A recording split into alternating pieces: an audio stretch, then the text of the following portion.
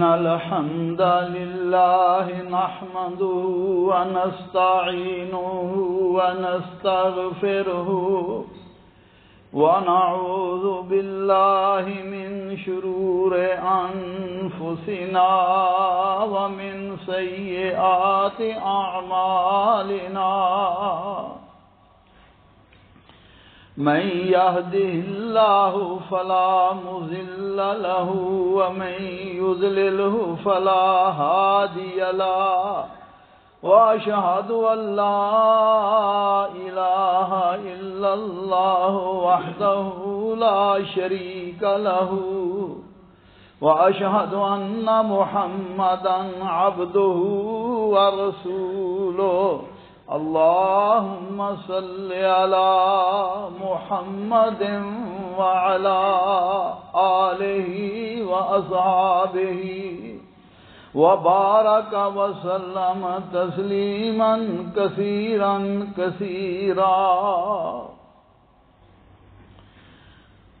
أما بعد فإن خير الحديث كتاب الله وخير الهدي هدي محمد صلى الله عليه وعلى آله وسلم وشر الأمور محدثاتها وكل محدثة بدعة وكل بدعة ضلالة وكل ضلالة في النار من يطع الله ورسوله فقد رشد واهتدى ومن يعص الله ورسوله فقد ضل ضلالا أعوذ بالله السميع العليم من الشيطان الرجيم من همزه ونفخه ونفسه بسم الله الرحمن الرحيم لتجدن أشد الناس عداوة للذين آمنوا اليهود والذين أشركوا تم سب لوگوں سے زیادہ مسلمانوں کا دشمن یہودیوں اور مشرکین کو پاؤ گے۔ بھائیوں، دوستوں، بزرگوں، آج کے خطبہ جمعہ کا موضوع فلسطین، مسجد اقصی کے فضائل اور یہود کا شرمناک کردار ہے۔ فلسطین شام میں شامل ہے۔ شام کا علاقہ جسے آج کل موجودہ دور میں سوریہ، اردن اور فلسطین کہا جاتا ہے، یہ سارا شام کا علاقہ ہے۔ احادیث میں اس کی بڑی فضیلتیں بیان کی گئی ہیں۔ شام کی زمین وہ سرزمین ہے یہاں کثرت سے اللہ ذوالجلال نے انبیاء کرام علیہ الصلاۃ والسلام کو بھیجا، اور بہت سارے انبیاء مختلف علاقوں سے ہجرت کر کے سرزمین شام میں آ کر ان کو اپنا مسکن بنایا۔ ان میں سیدنا ابراہیم علیہ السلام، سیدنا اسحاق، سیدنا یعقوب، سیدنا یوشع علیہ الصلاۃ والسلام، بلکہ حضرت موسیٰ علیہ الصلاۃ والسلام نے تو سرزمین بیت المقدس پر اپنی موت کے لیے اللہ ذوالجلال سے دعا فرمائی، اور جب یہودیوں نے سیدنا عیسیٰ کے قتل کی سازشیں کی تو اللہ ذوالجلال نے انہیں زندہ آسمان پر اٹھا لیا، اور پھر ان کا نزول بھی قرب قیامت دمشق سے ہوگا، دمشق پر ہوگا۔ اسی طرح ہمارے پیغمبر سیدنا حضرت محمد کریم صلی اللہ علیہ وسلم کی ولادت اور آپ کی بعثت تو مکہ سے ہوئی، لیکن آپ کو اس مقدس سرزمین بیت المقدس کی سیر کرائی گئی، جہاں رسول اللہ صلی اللہ علیہ وسلم نے نماز ادا کی، انبیاء کی امامت کرائی، اور یہاں سے آپ کو آسمانوں پر سیر کرائی گئی۔ میرے بھائیو دوستو، مسلمانوں کے ازلی اور ابدی دشمن یہودی ہمیشہ مسلمانوں کو نقصان پہنچانے کی، تکلیف پہنچانے کی کوشش کرتے ہیں، اور یہود کی مکاریاں آپ قرآن کریم میں پڑھ لیں۔ اللہ ذوالجلال نے بارہا ان کا ذکر کیا، اور ہمیں سورہ فاتحہ میں اسی بات کی تلقین کی، غیر المغضوب علیہم ولا الضالین۔ مفسرین فرماتے ہیں مغضوب علیہ سے مراد یہودی ہیں اور ضالین نصارہ ہیں۔ اللہ ذوالجلال نے ہمیں یہ دعا سکھلائی، ہم اللہ ذوالجلال سے دعا کریں، یا اللہ ہمیں یہودیوں کے راستے پر اور نصارہ کے راستے پر نہ چلانا، کیونکہ یہودیوں پر اللہ کا غضب ہوا۔ وَبَاءُوا بِغَضَبٍ مِّنَ اللَّهِ ذَلِكَ بِمَا عَصَوْا وَكَانُوا يَعْتَدُونَ۔ فرمایا اللہ کا ان پر غضب ہوا اس لیے کہ وہ اللہ کی حدود سے تجاوز کرتے، اللہ کی حدود کو توڑتے تھے، اللہ کے نبیوں کو قتل کرتے اور ایمان والوں کو تکلیفیں دیتے۔ بے شمار ان کی بری خصلتوں کا ذکر اللہ ذوالجلال نے قرآن کریم میں کیا ہے۔ تو میرے بھائیو دوستو بزرگوں، ہمیشہ سے یہود اس سرزمین کی، اس مقدس سرزمین کی بے حرمتی کرتے ہوئے آ رہے ہیں۔ حالیہ دنوں میں بھی یہود مسلمانوں کے قبلہ اول پر اور مسلمانوں کو تنگ کر رہے ہیں، ان کا قتل عام کر رہے ہیں۔ آج کے خطبہ جمعہ میں ہم قبلہ اول کی فضیلت اور اہمیت کے بارے میں کچھ گزارشات عرض کریں گے، اور اس میں ہمارے کیا حقوق ہیں اس کے بارے میں بتلایا جائے گا۔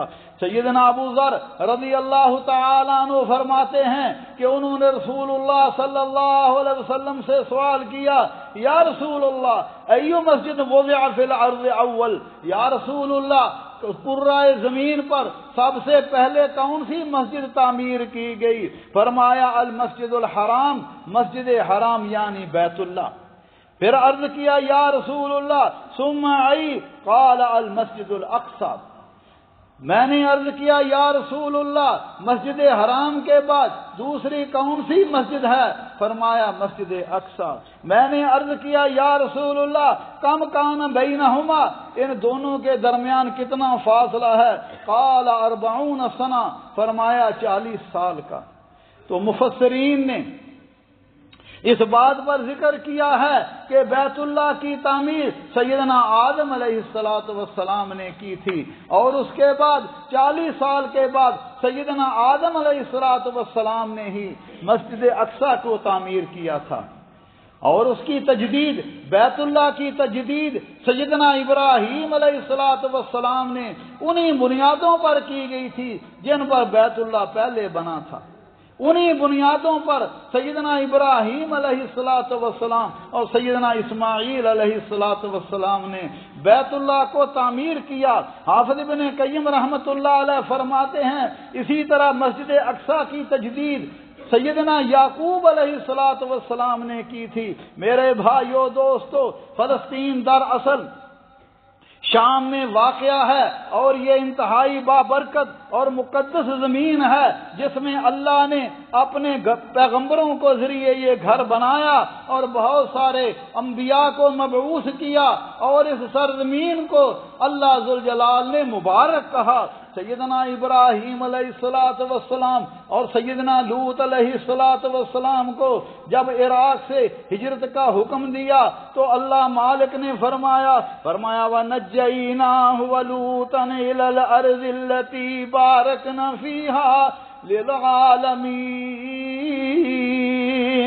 اور ہم نے ابراہیم اور لوط علیہ السلام کو ان ظالموں سے نجات دے کر ایسی زمین کی طرف لے آئے جس میں ہم نے جہان والوں کے لیے برکتیں رکھی تھیں، اور وہ برزمین بیت المقدس کی زمین ہے۔ قرآن کریم نے بارہا اس زمین کو بارکنا فیہا کہا، برکت والی کہا، اور یہ ملک شام ہے اور بیت المقدس ہے، اور مسجد اقصی پرسکون جگہ ہے۔ قرآن کریم نے جب سیدہ مریم اور ان کے بیٹے سیدنا عیسیٰ علیہ الصلاۃ والسلام کو بھی اس سرزمین میں بسایا تو اس کے ساتھ ہی اس سرزمین کی فضیلت بھی بیان کی اور کہا کہ یہ پرسکون جگہ ہے۔ وَجَعَلْنَا ابْنَ مَرْيَمَ وَأُمَّهُ آيَةً وَآوَيْنَاهُمَا إِلَىٰ رَبْوَةٍ ذات قرار ومعین۔ ہم نے مریم کے بیٹے عیسیٰ علیہ السلام کو اور ان کی والدہ کو اپنی قدرت کی نشانی بنایا اور ایسے بلند مقام پر جگہ دیا۔ مفسرین کہتے ہیں اس سے مراد بیت المقدس ہے جو پرسکون، قابل اطمینان اور چشمے والا تھا۔ میرے بھائیو دوستو، شروع اسلام میں رسول اللہ صلی اللہ علیہ وسلم اور مسلمین تقریباً 17 ماہ تک بیت المقدس کی طرف منہ کر کے نمازیں پڑھتے رہے۔ یہ ہمارا قبلہ اول ہے۔ اس کے بعد اللہ ذوالجلال نے بیت اللہ کی طرف منہ موڑنے کا حکم دیا۔ میرے بھائیو دوستو، اس کی شان اور مقام اتنا زیادہ ہے کہ اسپیشل سفر کرنے کے لیے، کسی مقام کی زیارت کے لیے سفر کی اجازت نہیں ہے۔ البتہ چند مقامات ہیں جن میں ایک مسجد اقصی بھی ہے، اس کی طرف خصوصی طور پر سفر کیا جا سکتا ہے۔ میرے بھائیو دوستو، سیدنا ابو ہریرہ رضی اللہ تعالیٰ عنہ بیان فرماتے ہیں، رسول اللہ صلی اللہ علیہ وسلم نے فرمایا، لا تشد الرحال الا الى 3 مساجد، المسجد الحرام ومسجد الرسول صلی اللہ علیہ وسلم ومسجد الاقصی۔ 3 مساجد کے علاوہ کسی جگہ کا زیادہ ثواب اور برکت کی نیت سے خاص قصد کر کے سفر کرنا جائز نہیں ہے۔ فرمایا وہ 3 جگہیں کون سی ہیں؟ مسجد حرام ہے اور رسول اللہ صلی اللہ علیہ وسلم کی مسجد نبوی ہے اور مسجد اقصی ہے۔ اس لیے اگر کوئی ارادہ کرتا ہے کسی مقام کی زیارت کا کہ اللہ اس کو زیادہ ثواب دے، تو وہ صرف 3 ہی یہ جگہ ہیں جن کے بارے میں رسول اللہ صلی اللہ علیہ وسلم نے فرمایا۔ اس کے علاوہ کوئی قبر ہو، کوئی مقام ہو، کوئی جگہ ہو، اس کی زیارت کا حکم نہیں دیا۔ میرے بھائیو دوستو، اسی طرح اس مبارک جگہ سے پر اللہ ذوالجلال نے رسول اللہ صلی اللہ علیہ وسلم کو معراج کی رات سیر کرائی۔ مکہ سے بیت المقدس کی طرف اللہ تعالی آپ کو لے جائے گئے اور وہاں سب سے بڑا اجتماع انبیاء کرام کا ہوا۔ آدم علیہ السلام سے لے کر رسول اللہ صلی اللہ علیہ وسلم تک تمام انبیاء کرام علیہ السلام مسجد اقصی میں جمع ہوئے۔ آپ نے فرمایا نماز کا وقت آیا تو جبریل نے مجھے آگے کر دیا، فحانت الصلاۃ فعممتہم، فرمایا جب نماز کا وقت ہوا تو میں نے انبیاء کی امامت کرائی۔ تو میرے بھائیو دوستو، یہ بڑی ہی مبارک جگہ ہے جس کا ذکر اللہ ذوالجلال نے قرآن کریم میں بیان فرمایا سبحان الذی اسری بعبدہ لیلا من المسجد الحرام الى المسجد الاقصى الذي باركنا حوله لنريه من آیاتنا انه هو السمیع البصیر۔ فرمایا بابرکت ہے وہ اللہ ذوالجلال جس نے اپنے بندے کو رات میں مسجد حرام سے مسجد اقصی تک سیر کرائی۔ فرمایا بارکنا حولہ، جس کے آس پاس کو ہم نے بابرکت بنایا۔ میرے بھائیو دوستو، مسجد اقصی کی بہت ساری فضیلت ہیں۔ اس میں ایک نماز ادا کرنے کا 250 نمازوں کا ثواب ملتا ہے۔ رسول سیدنا عبداللہ بن عمر فرماتے ہیں کہ جب سیدنا سلیمان بن داؤد علیہ السلام نے بیت المقدس کی تعمیر کی، تجدید کی، بیت المقدس کی تجدید کی، سأل اللہ ثلاثہ، انہوں نے اللہ سے 3 دعائیں مانگی تھیں۔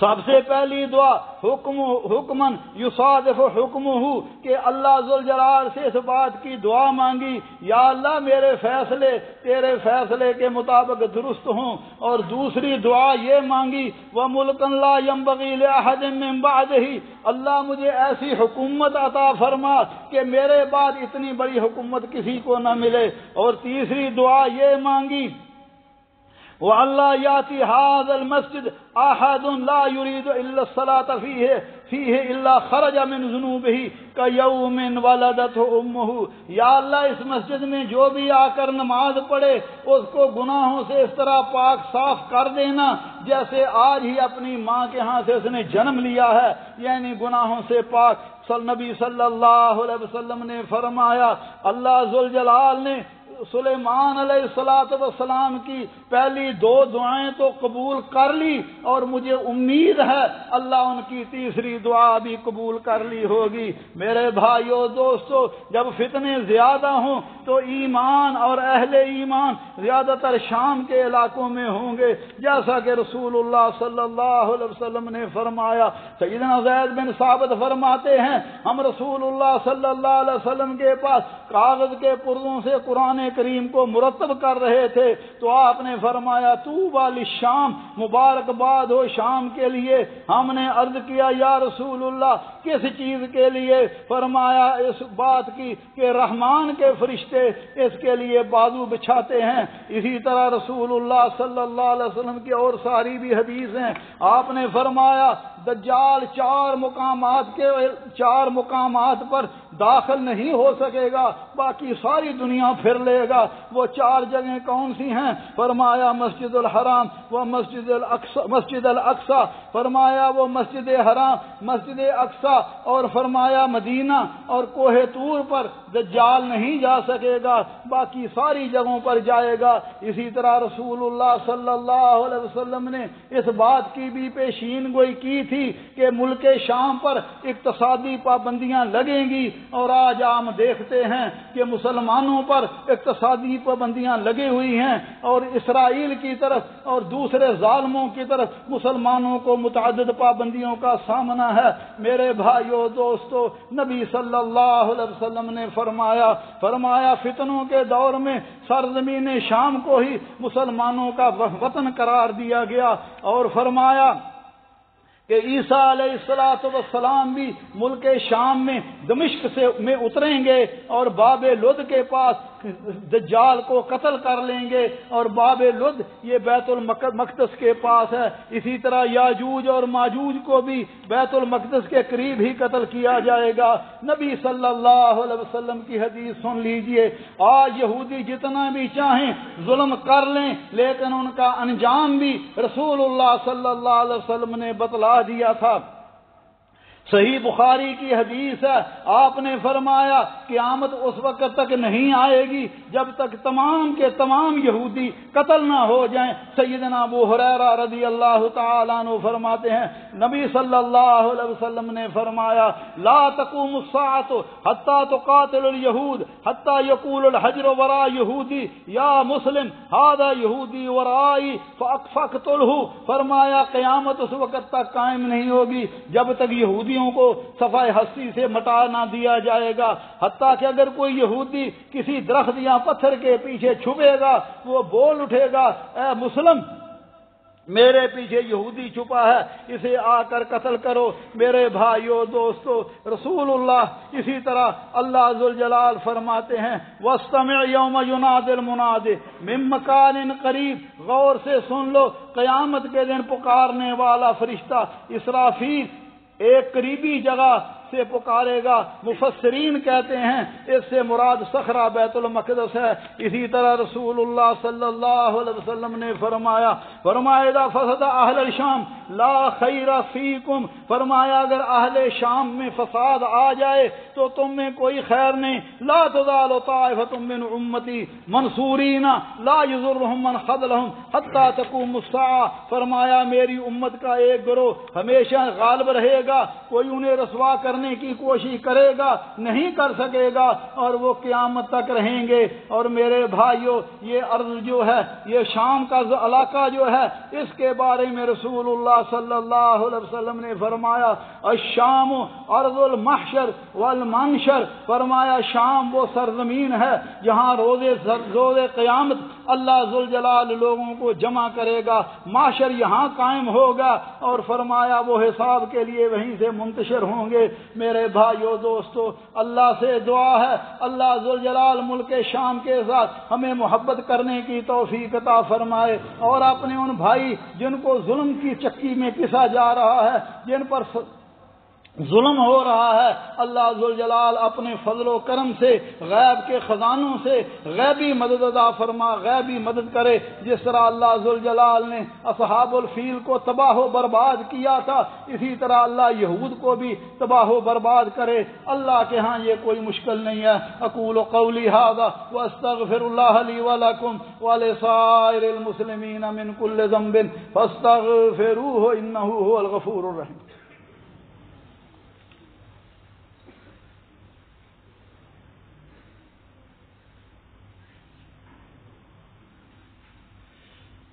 الحمد للہ وسلام علی عباده الذین اصطفى، اشہد ان لا الہ الا اللہ وحدہ لا شریک لہ واشہد ان محمدا عبدہ ورسولہ۔ اللہم صل علی محمد النبی الامی وازواجہ امہات المؤمنین وذریتہ واہل بیتہ کما صلیت علی آل ابراہیم انک حمید مجید۔ میرے بھائیو دوستو، زمانہ خلافت راشدہ اور اس کے بعد اسلام کو عروج ملا، اس زمانے میں ارض فلسطین اور بیت المقدس سیدنا فاروق اعظم رضی اللہ تعالیٰ عنہ کے زمانے میں سن 15 ہجری میں فتح ہوئے۔ حضرت عمر اپنی خلافت کے دوران 4 دفعہ ملک شام تشریف لائے۔ عیسائیوں نے بیت المقدس میں ہی آپ کے ساتھ صلح کا معاہدہ کیا اور بیت المقدس کی چابیاں آپ کے حوالے کی۔ اس کے بعد 500 برس سے زیادہ یہ عرصہ یہ مقدس سرزمین مسلمانوں کے قبضے میں رہی۔ اس کے بعد عیسائیوں کو شروع سے اس پر انتقام لینا تھا، چنانچہ 11ویں صدی سے آخر تک 13ویں صدی تک بیت المقدس اور اس ارض شام پر عیسائی قبضہ کرنے میں کامیاب ہو گئے، اور ایک مرتبہ پھر بیت المقدس عیسائیوں کے پاس چلا گیا۔ لیکن 583 ہجری میں سلطان صلاح الدین ایوبی کے ہاتھوں صلیبیوں کو شکست فاش ہوئی اور بیت المقدس مسلمانوں کے قبضے میں رہا، اور تقریباً 762 سال تک مسلسل مسلمانوں کا اس پر قبضہ رہا۔ یہودی اپنی شرارتوں اور سازشوں کی بنا پر ہر دور میں قابل نفرت اور حقارت کا نشان بنے رہے۔ ہر ملک میں کسی نہ کسی نے کبھی نہ کبھی ان کو اپنی حدود سے باہر نکال دیا۔ خود رسول اللہ صلی اللہ علیہ وسلم نے یہودیوں کو ان کی شرارتوں کی وجہ سے، سازشوں کی وجہ سے مدینہ منورہ سے جلا وطن کیا، اور یہ خیبر میں جا بسے، اور یہ سازشیں ان کی اس وقت سے جاری ہیں۔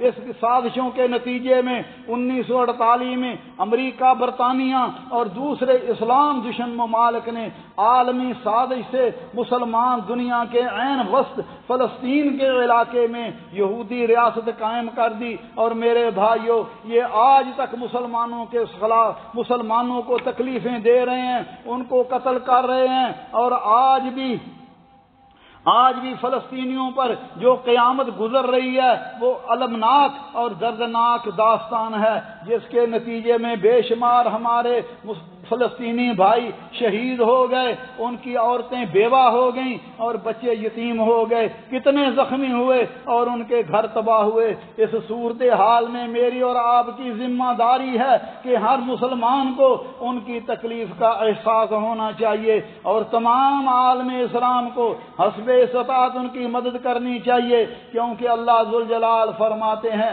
انما المؤمنون اخوہ، فرمایا مومن تو آپس میں بھائی بھائی ہیں، اور رسول اللہ صلی اللہ علیہ وسلم نے فرمایا مثل المؤمنین فی توادہم وتراحمہم وتعاطفہم مثل الجسد اذا اشتقى منہ عضو تداعى له سائر الجسد بالسہر والحمى، فرمایا مسلمان آپس میں پیار و محبت، رحم و شفقت اور مہربانی برتنے میں ایک جسم کی طرح ہیں۔ فرمایا جس طرح جسم کا ایک عضو بیمار ہو جاتا ہے، سارا جسم مضطرب ہو جاتا ہے، بخار میں مبتلا ہو جاتا ہے۔ اس لیے مسلمان پوری دنیا میں ایک جسم کی مانند ہیں، اور جس طرح جسم کے ایک حصے کو تکلیف ہوتی ہے سارا جسم اس کو محسوس کرتا ہے۔ اس لیے میرے بھائیوں، دنیا کے تمام مسلمان بھائی بھائی ہیں، کسی کونے میں بھی مسلمانوں کو تکلیف آئے تو یوں سمجھیں کہ ہم پر تکلیف آئی ہے، اور یہ ہمارے ایمان کا تقاضا ہے۔ اور ان کے لیے مظلوم مسلمانوں کے حق میں زیادہ سے زیادہ دعائیں کرنی چاہیے، خاص اوقات میں، قبولیت کے اوقات میں، کہ رب کریم مسلمانوں کی، ہمارے فلسطین بھائیوں کی مدد فرما اور انہیں اس مصیبت سے نجات دلا اور یہود کو نیست و نابود فرما۔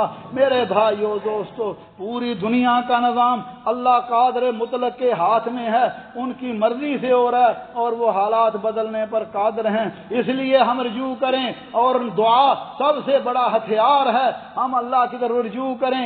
اللہ کسی کی دعا کو ضائع نہیں کرتے، بشرطے کہ دعا آداب اور شرائط کی رعایت کے ساتھ ہو۔